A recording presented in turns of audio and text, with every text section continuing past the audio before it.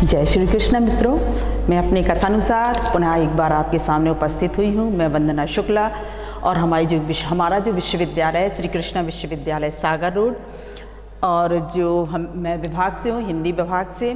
और जो मैं आज ये शीर्षक आप लोगों के सामने प्रस्तुत कर रही हूँ, ये BA B.Ed 5th same, BA तृतीय वर्ष एवं MA चतुर्थ सेमेस्टर के लिए ये पाठ्यक्रम में सम्मिलित रहेगा। ये जो शीर्षक लिया है वो है हमारा राजभाषा हिंदी की संवैधानिक स्थिति।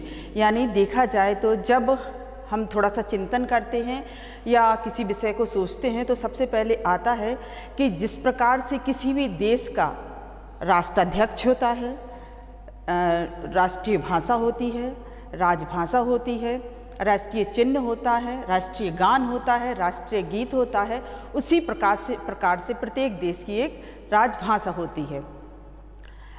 जो हमारी राजभाषा होती है या हमारी स्वभाषा होती है, किसी भी बालक का यदि देखा जाए तो यदि उसको सिखाया जाएगा तो अगर वो जितना अच्छा अपनी स्वभाषा में सीखेगा या जितने अच्छे विचार अपनी स्वभाषा से प्रस्तुत कर सकता है, किसी अन्यत्र भाषा से वो प्रस्तुत नहीं कर सकता है। उसी भाषा में चिंतन करेगा, अनुसंधान करेगा और अंत में जाके वह उस पर सक्षमता प्राप्त करेगा।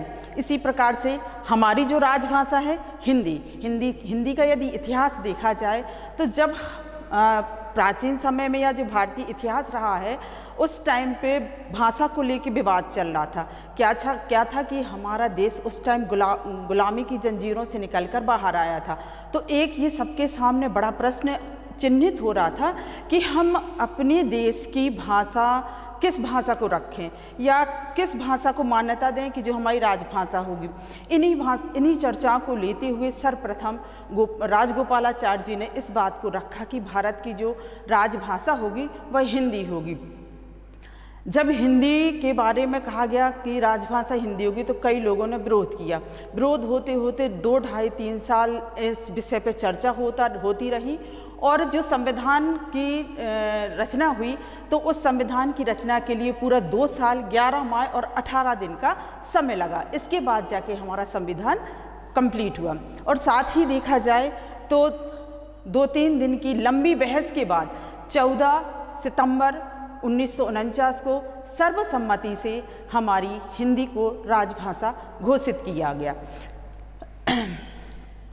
राजभाषा घोषित करने के साथ साथ देखा गया कि संविधान में इसको किन अनुच्छेदों में इनका वर्णन किया जाए। तो देखा जाए तो भारतीय संविधान के अध्याय के 2 अनुच्छेद 120 और अध्याय 6 के 210 एवं भारतीय संविधान के अनुच्छेद भाग 17 के अध्याय 1 में 343 से लेके 351 तक भारतीय राजभाषा को वर्णन किया गया है। भारतीय संविधान अनुच्छेद 343, भारतीय संविधान के अनुच्छेद 343 के संबंध में देखा जाए तो कहा गया है कि वर्णन किया गया है कि जो भारत की राजभाषा होगी वह हिंदी एवं लिपि देवनागरी होगी। यह हमारे भारतीय संविधान के अनुच्छेद 343 में बताया गया। और साथ ही बताया गया है कि जो हमारी डिजिट होगी यानी संख्या होगी तो जो अंतर्राष्ट्रीय स्तर पे जो चलती है वो डिजिट होगी, और लेकिन उसको लिखा तो उस अंग्रेजी में जाएगा किंतु उनको पढ़ना मिलियन में ना पढ़ के सीधे 100, 1000, लाख इस संख्या में इसको पढ़ा जाएगा। और साथ ही साथ यह जो लिखा गया कि हिंदी का जो वर्णन किया गया यह लगभग 15 साल के लिए रखा गया प्रावधान कि इतने समय के लिए इसको रखा जाता है। और इसके बाद देखा जाएगा, अगर देखा जाएगा कि भारत में पूरे स्तर पर अंग्रेजी पूर्ण रूपेण आ गई है तो अंग्रेजी को पूर्णतः अलग करके पूर्ण रूपेण हिंदी को ही पूरे भारत की राष्ट्रभाषा घोषित किया जाएगा। संघ की राजभाषा हिंदी तथा लिपि देवनागरी। देवनागरी चूँकि आप सभी जानते होंगे, या मैं बताना चाहूँगी कि चूँकि देव भाषा रही है लिपि संस्कृत, और उसकी देव भाषा रही है संस्कृत, और लिपि इसकी देवनागरी रही है। गुजरात के नागर ब्राह्मणों द्वारा इस लिपि को हिंदी की लिपि बताया गया। क्या है कि ये जो देवों की भाषा रही, इसलिए देवनागरी इसको नाम दिया गया। साथ ही देवनागरी जो लिपि होती है वह बाएं से दाएं की ओर लिखी जाती है, और इसके ऊपर एक क्षैतिज रेखा होती है जो शब्दों के ऊपर, वर्णों के ऊपर लगाई जाती है। राजभाषा आयोग और समिति।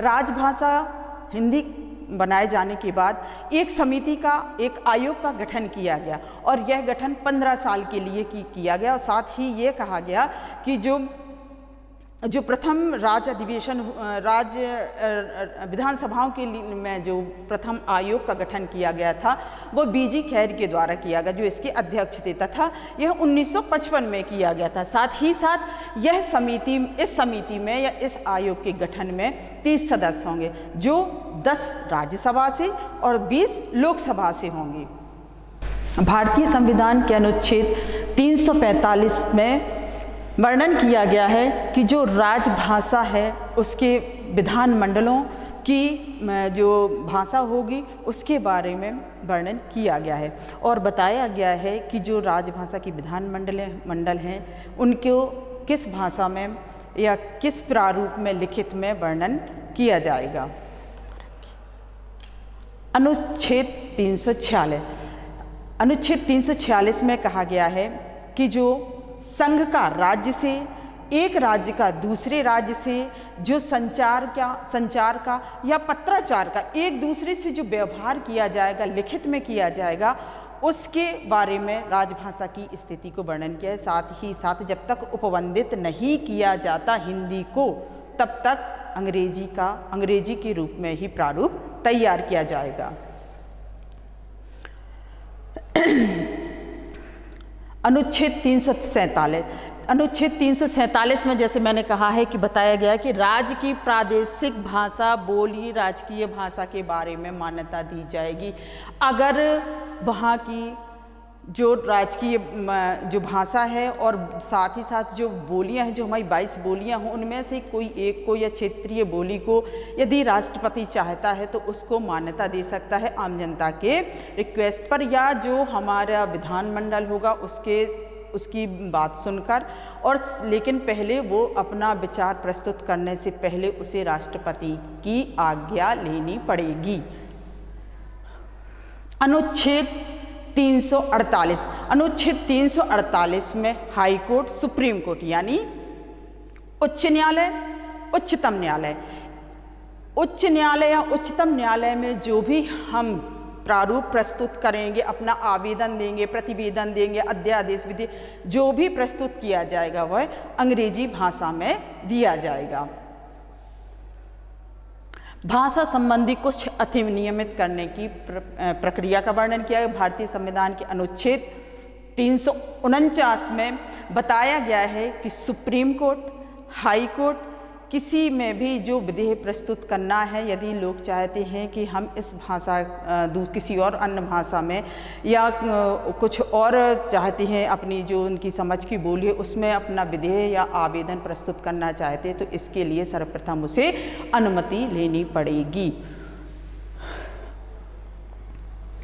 अनुच्छेद 350। 350 में बताया गया है कि जहाँ सामान्य लोग या आम जनता शासन के समक्ष अपने जो अल्पसंख्यक वर्ग है या किसी क्षेत्र विशेष में कहीं ऐसा है कि वहाँ बोली जाने वाली जो बोली है, जो वहाँ के जो लोग हैं अल्पसंख्यक क्षेत्र है, तो उसमें अगर जो आम मतलब जो अल्पसंख्यक वर्ग है तो वो अपनी आम बोली में अपनी भाषा की बोली के लिए वहाँ अपने बोले जाने के लिए आवेदन देगा, और आवेदन देने के साथ ही साथ जब वह उसे मान्यता मिल जाएगी या राष्ट्रपति उसमें आदेश कर देते हैं कि हाँ आप यह कर सकते हैं, तो उसके लिए 350 में यह बताया गया है। हिंदी भाषा का प्रचार प्रसार 351 में हिंदी भाषा के प्रचार प्रसार के बारे में वर्णन किया गया है। बताया गया है कि यह 15 साल का समय दिया गया था कि हिंदी का पूर्ण रूपेण विकास हो, प्रचार प्रसार हो, साथ ही साथ उसके लिए कमेटी गठित होगी और जिसके लिए उस कमेटी की जिम्मेदारी होगी कि वो पूरे हिंदी के राजभाषा के संबंध में अपना पूरा वर्णन, अपनी पूरी रिपोर्टें राष्ट्रपति को देगा और राष्ट्रपति उस रिपोर्ट का उस समिति के द्वारा समय समय पर निरीक्षण करेगा और 15 साल की अवधि के बाद उसके बारे में अपना निर्णय देगा। यह थे हमारे अनुच्छेद 343 से लेके 351। राष्ट्रभाषा से आशय। राष्ट्रभाषा से आशय होता है कि जिस भाषा का प्रचार प्रसार पूरे देश में या जो सर्वाधिक बोली जाती है उसको सर्वसम्मति से मान्यता प्रदान की जाती है, राष्ट्र में बोली जाती है, उसे राष्ट्रभाषा कहा जाता है। राजभाषा से आशय। राजभाषा से आशय होता है कि ऑफिशियल लैंग्वेज। ऑफिशियल लैंग्वेज से तात्पर्य है कि जिस भाषा का उपयोग हम राजकीय कार्यों में करते हैं।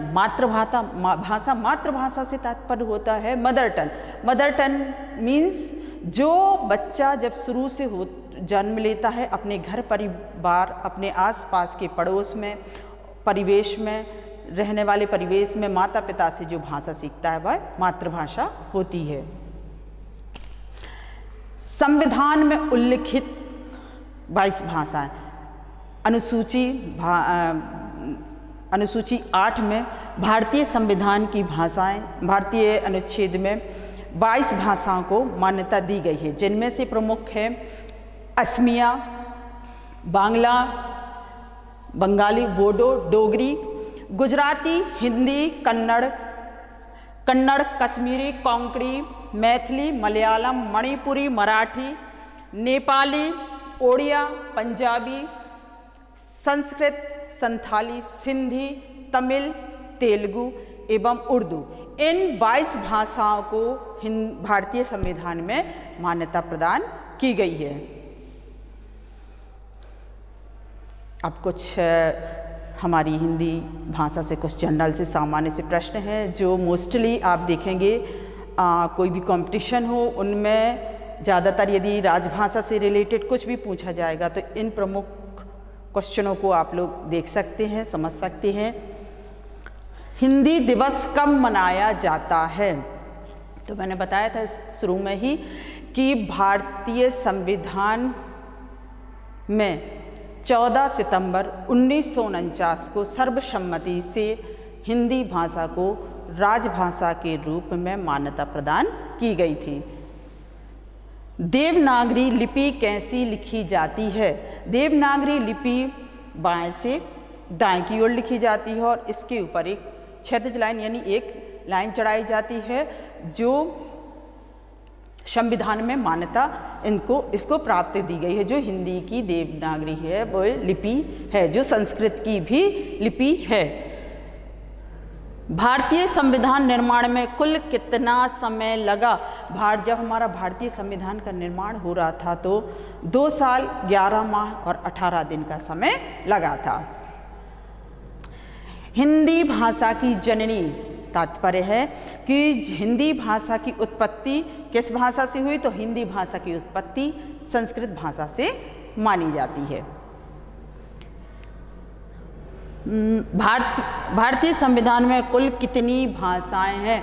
हमारे भारतीय संविधान में 22 भाषाओं का वर्णन किया है जिसे संविधान में मान्यता प्राप्त है। मैथिली भाषा को संविधान की अनुसूची मैथिली भाषा को संविधान की किस अनुसूची में मान्यता दी गई है? तो भारतीय संविधान की 8वीं अनुसूची में मैथिली भाषा को मान्यता दी गई है। उम्मीद करती हूँ कि मैंने जो प्रस्तुति दी है आप लोगों के समझ में आई होगी और आपके कहीं ना कहीं आपके विषय को या आपके ज्ञान को कुछ न कुछ उससे लाभ हुआ होगा।